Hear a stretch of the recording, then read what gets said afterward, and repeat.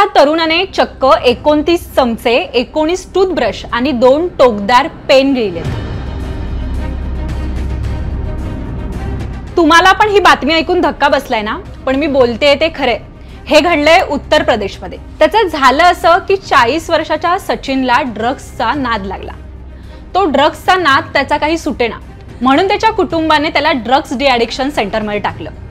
त्याला ड्रग्स मिळेना, त्याच्यामुळे त्याची चिडचिड होऊ लागली, संताप होऊ लागला, त्याला राग अनावर होऊ लागला। त्याच्यामुळे त्याने जेवणात मिळणारे चमचे गिळलेत, सोबतच त्याला जे सकाळी टूथब्रश मिळायचे तेही त्याने गिळले आणि सेंटरमधील 2 पेन पण त्याने गिळले। जी मुझे घर पे नशा मुक्ति केंद्र में बंद करी गई थी। हमारे गुस्से में आगे से तोड़ के चम्मच और बुरश खा दिए। हे सगळं गिळल्यानंतर त्याच्या पोटात दुखू लागलं, म्हणून त्याच्या कुटुंबाने त्याला रुग्णालयात नेलं। त्यावेळेला अल्ट्रासाउंड सिस्टम वेळेला काहीतरी शंकास्पद वाटलं। डॉक्टरांनी शस्त्रक्रिया केली।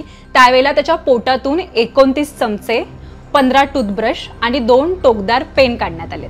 डॉक्टरांचं असं म्हणणं आहे की सचिन हा ड्रग्स ॲडिक्टेड होता। त्याचा मानसिक त्याच्यावर परिणाम झाला आणि त्याच्यामुळे त्याला मिळेल ते तो गिळू लागला। पण ड्रग्स मिळालं नाही तर माणूस किती वेड्यासारखा वागू शकतो आणि काय विचित्रपणा करू शकतो त्याचं हे जिवंत उदाहरण आहे।